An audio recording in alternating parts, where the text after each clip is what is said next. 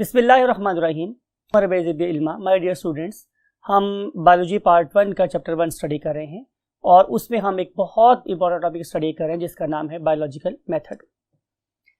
इसको scientific method भी कहा जा सकता है बिकॉज कि ऑल ब्रांचेस ऑफ बायोलॉजी, यानी कि बायोलॉजी की जितनी भी ब्रांचेस हैं, they use the same protocol, same method to find the answers of their questions, right. हमें जब भी कोई मसला दरपेश होता है तो हम उस मसले का हल हासिल करने के लिए जिस पर्टिकुलर प्रोटोकॉल को फॉलो करते हैं वो साइंटिफिक मेथड ही कहलाता है। अब अगली बात इंपॉर्टेंट ये है कि नेवर इमेजिन कि ये वाला मेथड सिर्फ और सिर्फ साइंटिस्ट यूज कर रहे हैं। Even in your daily life you people are experiencing the same protocol और सेम मेथड। हाँ, ये अलग बात है कि वो हम काम शऊरी तौर पर नहीं कर रहे होते, लेकिन साइंटिस्ट ये वाला काम खुली आंखों, खुले कानों, खुले दिमाग के साथ कर रहे होते, राइट। एग्जाम्पल लेंगे और इस पूरे मेथड को अंडरस्टैंड करेंगे डिटेल के साथ। So let's move to the white board. Yes my dear students, as we have introduced our topic कि हम स्टडी करने वाले हैं बायोलॉजिकल मेथड।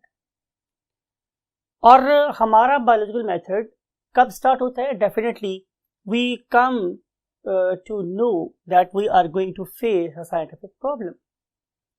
और जो साइंस की प्रॉब्लम है डेफिनेटली वो कोई सोशल प्रॉब्लम नहीं है, इसका ताल्लुक हमारी अखलाकियात के साथ नहीं है, इसका ताल्लुक जायदाद की तकसीम के साथ नहीं है।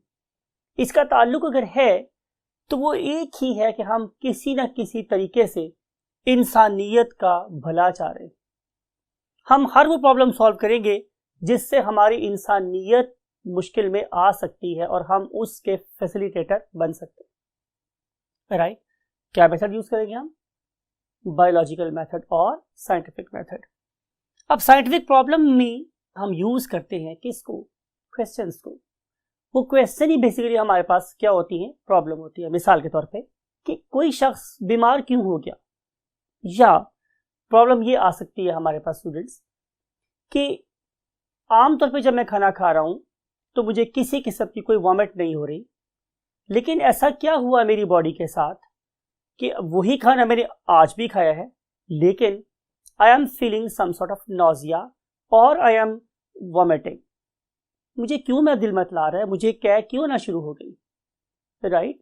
या प्रॉब्लम ये भी आ सकती है कि मेरी आंख आज सुबह क्यों इन्फ्लेम्ड थी, राइट। या आज मेरे कान की हेयरिंग एबिलिटी क्यों कम हो गई।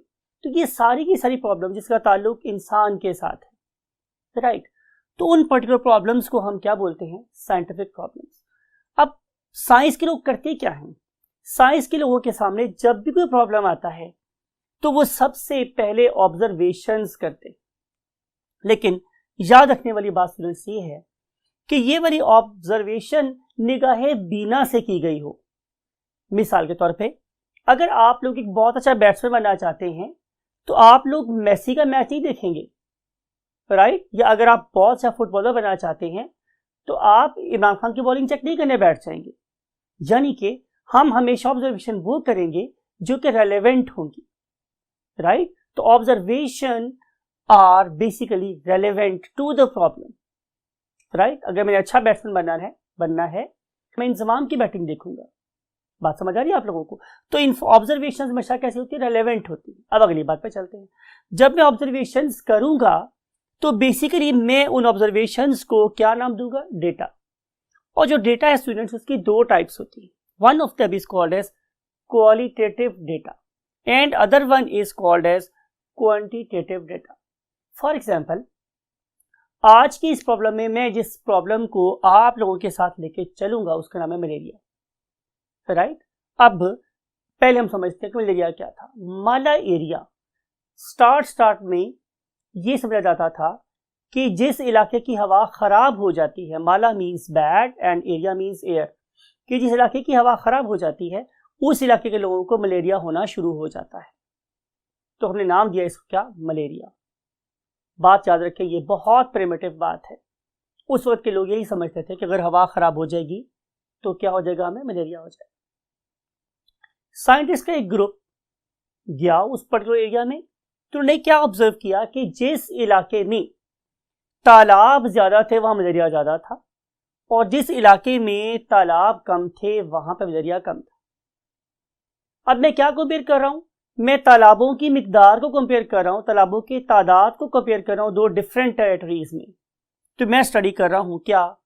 Quantity, right? I am basically making a table of the number of ponds in that very given area. उसके बाद अगली बात आ जाती है, अगर मेरी ये बात ठीक है कि गंदी हवा की वजह से हो रहा है मलेरिया, राइट, तो फिर ऐसा हो सकता है कि उन 2-3 तालाबों का पानी खराब हो, सबका आपस में पानी खराब ना हो। तो मैं जब 2-3 तालाबों के पानी का आपस में कंपैरिजन कर रहा हूं, तो मैं बेसिकली तालाबों के पानी की क्वालिटी चेक कर रहा हूं, राइट माय डियर स्टूडेंट्स। तो बात ये हो रही है कि डेटा दो टाइप्स का हो गया। One of them is called as qualitative, जिसमें क्वालिटी चेक करता हूं। नंबर 2 इज क्वांटिटेटिव, जिसमें मैं तादाद को चेक कर रहा होता हूं। Question is which data is more reliable?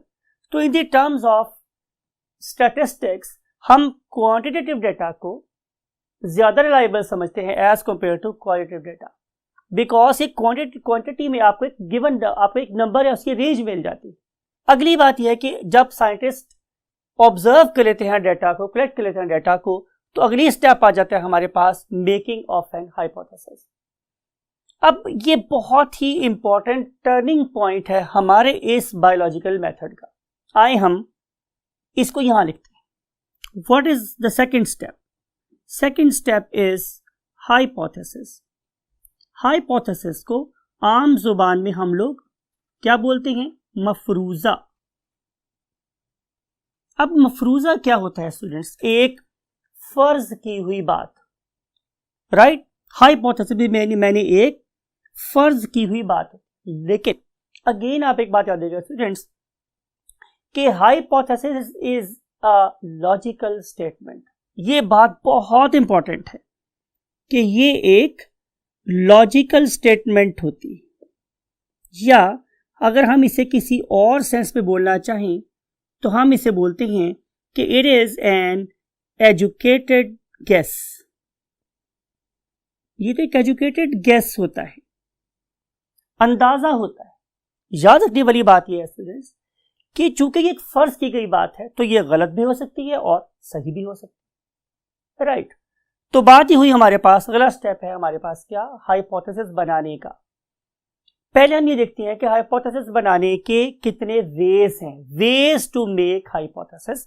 तो जैसे मैं हमेशा आप लोगों के लिए बनाता हूं क्या? एक फ्लो चार्ट। तो मैंने यहां पे भी ये बना के रखा हुआ, देखिए आप लोगों के लिए कि हाइपोथेसिस बनाने के मेरे पास दो ways, right? One of them is called as inductive method of making hypothesis, inductive वे।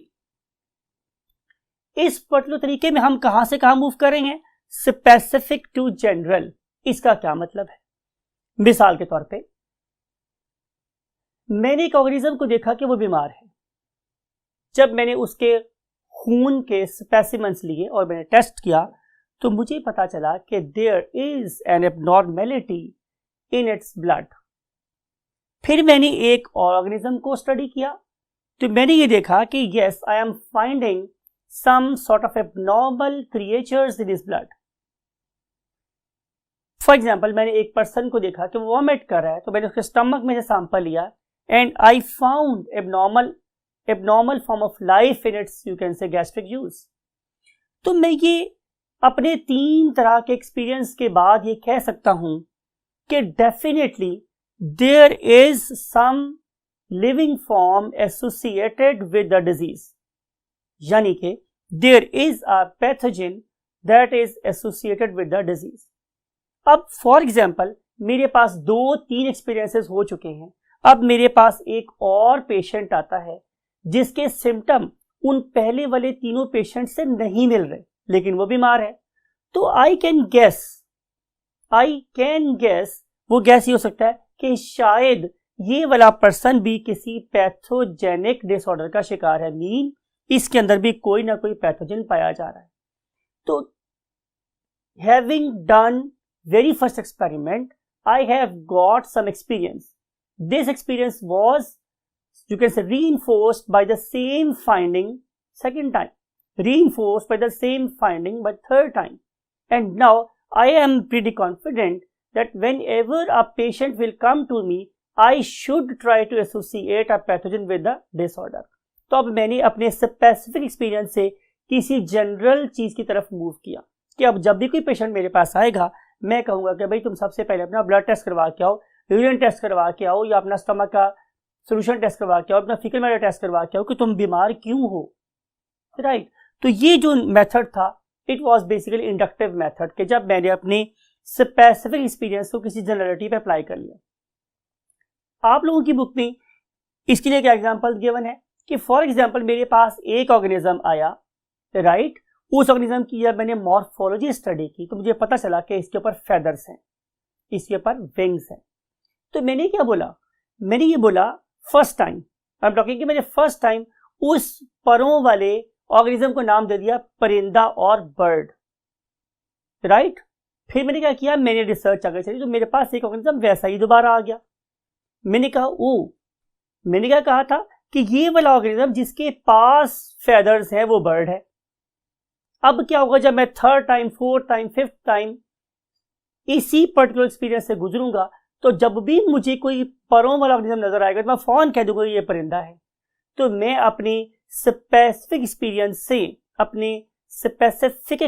से एक जनरलिटी में पहुंचा हूं कि all birds have got the feathers, right. तो ये मेथड कहलाता है inductive method of making hypothesis, right. For example, if sparrow and eagle and for example kite have got the feathers, then all birds should have the feather. ये inductive method of making hypothesis। जो दूसरा method में यहां लिखा हुआ है that is called as deductive way of making hypothesis।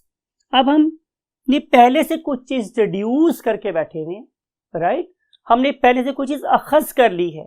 We have the experience at the back, हमारे पास एक लंबी सी लिस्ट है एक्सपेरिमेंट्स की, उनके नताइज हैं हमारे पास। तो मैं ऑलरेडी जनरल प्रिंसिपल बना के बैठा हूं। अब जब भी कोई रेलेवेंट चीज मेरे पास आएगी, मैं फौरन उसको किसी चीज से रिलेट कर लूंगा, राइट। मिसाल के तौर पे कि मैंने 150 परिंदों को पहले देखा हुआ है और मैंने कहा था कि उन सारे के सारे परिंदों के क्या है, फेदर्स हैं।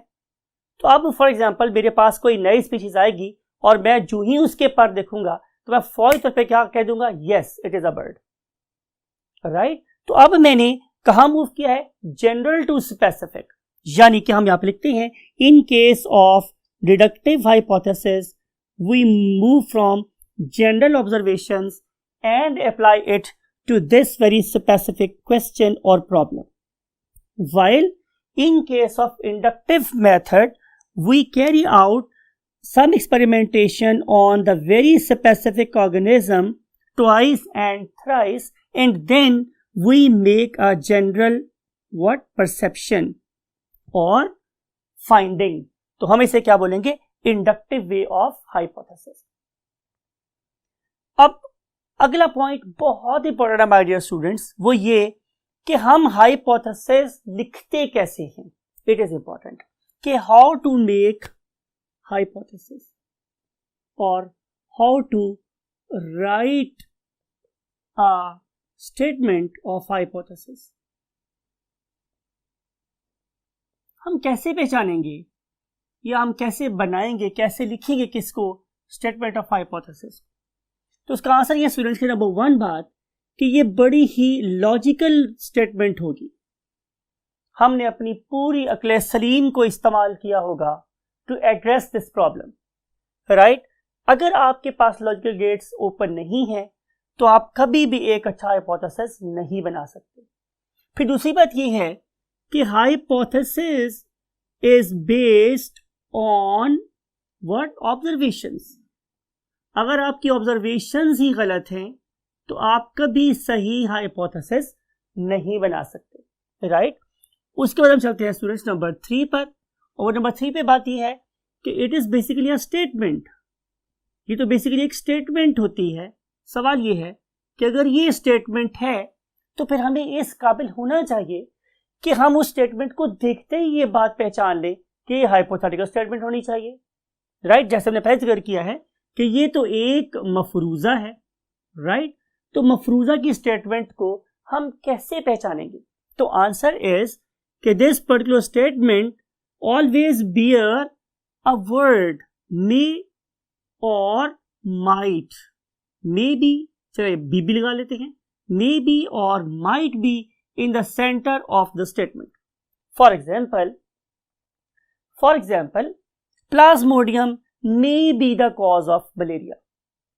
Alright? Pathogen may be associated with the all diseases. Right? All birds may have feathers on their bodies. Right? तो जिस पर्टिकुलर स्टेटमेंट के अंदर मे बी या माइट बी के अल्फाज पाए जाएंगे उस पर्टिकुलर स्टेटमेंट को हम लोग क्या बोलेंगे? Hypothesis, right. जब हम ये वाला काम करते हैं इसका मतलब ये है कि we are suspicious about something. इसकी मिसाल यूं है कि हम किसी केस में किसी ऑर्गेनिज्म को पहले मुल्जिम करार देते। मुल्जिम का मतलब है कि हम उस पर कोई इल्जाम लगा देते, उसे कल्प्रिट करार दे देते। फिर जब तक उसके ऊपर वो वाला केस साबित नहीं हो जाता वो मुल्जिम ही रहता है, राइट। लेकिन जब हम उस पर्टिकुलर केस को, उस पर्टिकुलर इल्जाम को साबित कर देते हैं तो फिर वो नेक्स्ट लेवल पे पहुंच जाता है। तो बात ये हुई थी कि इस पर्टिकुलर पॉइंट पे हम किसी चीज पे सिर्फ शक कर रहे हैं, right. And next stage is known as what? Making of deduction. So we are moving on point number 3। Third step मेरे पास ये है कि डिडक्शन बनानी। डिडक्शन के बारे में भी अगेन वही बात है कि number 1 it is again a logical statement. ये तो एक लॉजिकल स्टेटमेंट होती है, अकल से बनाई जाती है। वो अकल नहीं थे मौजा ही मौजा वाली बात यहां अप्लाई नहीं हो रही, right. We have to dispense our all mental faculties to make a deduction, right. And then number 2 बात माय डियर स्टूडेंट्स ये है कि it is based on hypothesis. ये हाइपोथेसिस पे बेस कर रही है। अगर आप लोगों का हाइपोथेसिस गलत हुआ तो आपकी डिडक्शन भी 100% गलत होगी। फिर नंबर 3 सबसे यूनिक बात डिडक्शन की क्या है कि it enables us to carry out what? An experiment. हम इसके रिजल्ट में कोई ना कोई एक्सपेरिमेंट करने में कामयाब होंगे। इसका मतलब यह है कि deduction is a testable statement, right. हम इसके ऊपर टेस्ट लगा सकते हैं, एक्सपेरिमेंट कर सकते हैं, राइट। अब अगली बात क्या हो जाएगी स्टूडेंट्स कि जब मैंने डिडक्शन बना ली तो अब मैं नंबर 4 पे आ जाऊंगा। And number 4 thing is experimentation, right. Experimentation. अब आपने बात को जरा गौर से सुनना है डियर स्टूडेंट्स कि जब मैं एक्सपेरिमेंट के लेवल पे आऊंगा तो डिडक्शन ही मेरी हेल्प कर रही होगी। अगर डिडक्शन मेरी गलत है तो डेफिनेटली मेरा एक्सपेरिमेंट भी गलत होगा। इसका मतलब यह है कि एक्सपेरिमेंट की डिजाइनिंग में जो चीज फाउंडेशन बनी है that is basically the deduction. If we have made a very wonderful reduction, then we will be unable to carry out some very wonderful experimentation. और जब मैं एक्सपेरिमेंट के लेवल के ऊपर आऊंगा तो बेसिकली मुझे क्या करना पड़ेगा? मुझे बहुत सी बातों को सोचना पड़ेगा।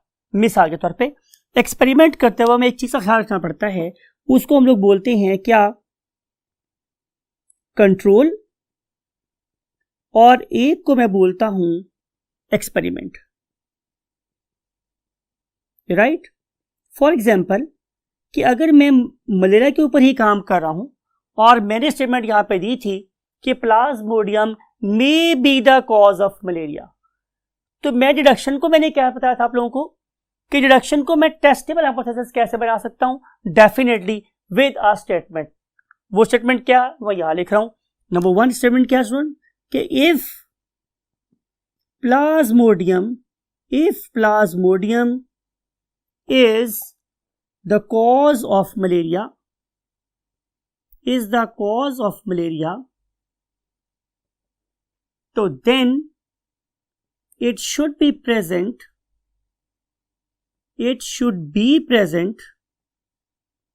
in blood of all malarial patients. All malarial patients. Right अब पिछले स्टेप पे वापस आकर देखें क्या पता चलेगा। इसको मैंने किससे पहचाना था? मे बी और माइट बी के अल्फाज से। इसको मैंने किससे पहचाना है? ये स्टेटमेंट हमेशा इफ से स्टार्ट हो रही, राइट। और फिर इसमें जो वर्ड इंपॉर्टेंट है वो क्या है? Then, right. ये पहली लॉजिकल स्टेटमेंट है या स्टेटमेंट का पहला पार्ट है और ये कंडीशनल पार्ट है। इसको देखते ही मैंने क्या किया? एक्सपेरिमेंट डिजाइन किया। कैसे? कि मैंने दो ग्रुप बना लिए ऑर्गेनिजम्स के। एक को मैंने ले लिया कंट्रोल। कंट्रोल क्या है? कि जिनके अंदर मुझे अभी मलेरिया के सिम्टम अपीयर होते हुए नजर नहीं आ रहे, means they are healthy organisms. तो जिन ऑर्गेनिजम्स को मैं हेल्दी समझ रहा हूं, जिनको मैं स्टैंडर्ड ले रहा हूं, those are called as what? Control, right. Say कि दीज आर बेसिकली 50 ह्यूमंस। मैंने 50 हेल्दी ह्यूमंस का ब्लड ले लिया। फिर मैं इसको जिस चीज से कंपेयर कर रहा हूं वो मेरा बेसिकली क्या है? एक्सपेरिमेंटल ग्रुप डाटा है और उसमें मैं ले रहा हूं मलेरियल पेशेंट्स। तो मैंने मलेरियल पेशेंट्स भी कितने ले लिए? 50। तो ये बन गया मेरे पास व्हाट? एक्सपेरिमेंट। तो कंट्रोल एक्सपेरिमेंट मुझे देखना है। लेकिन इसके आगे एक बात और भी है। वो बात क्या है स्टूडेंट्स? हम यहां पर सेकंड राउंड शुरू कर रहे हैं यहां पर, कि वो बात है कि मुझे डिसाइड करने होते हैं क्या? Variables of the experiment. अब आपको ये वाली बात भी याद रखना है कि वेरिएबल दो किस्म के होते हैं। एक को हम लोग नाम देते हैं इंडिपेंडेंट वेरिएबल। इंडिपेंडेंट वेरिएबल एक ऐसा वेरिएबल जिसके ऊपर दूसरा वेरिएबल डिपेंड कर रहा हो, इंडिपेंडेंट वेरिएबल कहलाता है। और दूसरा क्या होगा? जाहिर है डिपेंडेंट वेरिएबल। Dependent variable. इन दो किस्म के वेरिएबल्स को भी मैंने कंसीडर करना है in the case of what? Experimentation. अब जो कंट्रोल है स्टूडेंट्स, ये भी दो किस्म के हो सकते हैं। एक को हम लोग बोलते हैं नेगेटिव कंट्रोल, एक को हम बोलते हैं पॉजिटिव कंट्रोल। मिसाल के तौर पे अगर नेगेटिव कंट्रोल की बात की जाए तो ये एक ऐसा ऑर्गेनिज्म होगा जिसके बारे में मैं 100% श्योर हूं कि इसमें प्लाज्मोडियम नहीं है। और पॉजिटिव कंट्रोल क्या होगा मेरे पास, जिससे मैं इनको कंपेयर करना है? वो एक ऐसा ऑर्गेनिज्म है जिसके बारे में मैं 100% श्योर हूं कि इसकी बॉडी में प्लाज्मोडियम है, राइट। तो मुझे कंट्रोल कंसीडर करनी है, मुझे अपना ग्रुप ऑफ एक्सपेरिमेंटल डेटा को देखना है और फिर मुझे वेरिएबल्स को तय करना है कि वो कौन कौन से हो सकते हैं, राइट माय डियर स्टूडेंट्स। अब क्या होगा? अब हम चलते हैं एक्सपेरिमेंट्स की अगली स्टेज के ऊपर। तो नंबर 5 पे क्या आएगा? मेरे पास रिजल्ट आ जाएंगे। मैं जब भी कोई एक्सपेरिमेंट करूंगा तो मेरे पास कोई ना कोई रिजल्ट आएगा, कोई डेटा ऑब्टेन होगा, कोई इन्फ्रेंस आएगा मेरे पास। अब सवाल यह है कि रिजल्ट कितनी तरह के हो सकते हैं? तो answer is result may be positive, result may be positive, और result may be very bad, it means it is negative, right. अब सवाल यह है कि मैं किस रिजल्ट को पॉजिटिव बोलूं और किस रिजल्ट को मैं नेगेटिव बोलूं। तो आंसर यह है माय डियर स्टूडेंट्स कि अगर तो मेरे पास कोई ऐसा रिजल्ट आया, राइट, कि जिसने प्रॉब्लम को हल कर दिया या प्रॉब्लम को हल करने में मुझे एक कदम आगे बढ़ाया, तो दोनों केसेस में result is suppose to be positive. जरूरी नहीं है कि मैंने एक्सपेरिमेंट किया फॉर रिजल्ट मिल गया। ऐसा भी हो सकता है कि उस एक्सपेरिमेंट के रिजल्ट में जो आंसर आया उसने फर्दर उस प्रॉब्लम के सॉल्यूशन तक पहुंचने में मेरी हेल्प की है, तो ये भी एक पॉजिटिव रिजल्ट होगा। लेकिन ऑन द अदर हैंड अगर रिजल्ट नेगेटिव आया, यानी कि मुझे किसी तरीके से प्रॉब्लम हल होती हुई नजर ही नहीं आई, फिर मैं उसे बोलता हूं क्या? Negative observation, right, negative result, sorry. अब अगर रिजल्ट नेगेटिव है तो मुझे क्या करना पड़ेगा? What next. मैं टॉपिक यहां पे लगा रहा हूं, व्हाट नेक्स्ट, राइट। क्या होगा? एक पूरा बायोलॉजिकल सर्कल या साइकिल कंप्लीट करने के बाद क्या होगा। जैसे मैंने बोला कि अगर तुम्हें पास रिजल्ट आ गया पॉजिटिव तो फिर प्रॉब्लम क्या हो जाएगी, सॉल्व्ड, प्रॉब्लम तो हल हो गई आफ्टर 2 और 3 और 4 same repetitions. On the other hand अगर आपका रिजल्ट नेगेटिव है तो बहुत ज्यादा चांस ये है स्टूडेंट्स कि आपकी ऑब्जर्वेशंस ही क्या थी, रॉन्ग। अगर आपकी ऑब्जर्वेशंस क्या है स्टूडेंट्स, रॉन्ग हैं, या वो क्या है, नॉन रिलेटेड हैं, उनका कोई सर पैर ही नहीं था प्रॉब्लम के साथ, तो फिर क्या करो, common sense, then start cycle again, start the same cycle again, right. इसका मतलब ये होगा कि आपको दोबारा से ऑब्जर्वेशन के लेवल पर जाना है।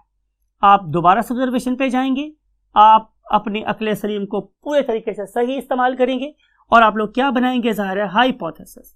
हाइपोथेसिस को बेस करके आप क्या बनाओगे, डिडक्शन। डिडक्शन को बेस करके क्या करोगे, एक्सपेरिमेंट करोगे। एक्सपेरिमेंट करने के बाद दो रिजल्ट हो सकते हैं, रिजल्ट या तो नेगेटिव आया तो वापस यहां आ जाओगे, राइट। और अगर आपका रिजल्ट पॉजिटिव आ गया तो क्या चैन से बैठ जाओगे, तो again answer is no, you have to repeat the experiment time and again, and if you are obtaining the same result again and again and again, it means you are able to make a theory, right. Then your theory will be published in the different journals.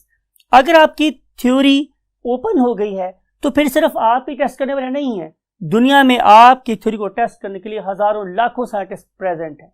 अब वो क्या करेंगे, वो आपकी बनाई हुई theory को गलत प्रूव करने की 100% कोशिश करेंगे, सो दैट कि कल कोई लेमैन, आम आदमी, वो हमारी इस रिसर्च को, हमारी स्टेबिलिटी को चैलेंज ना कर सकता हो।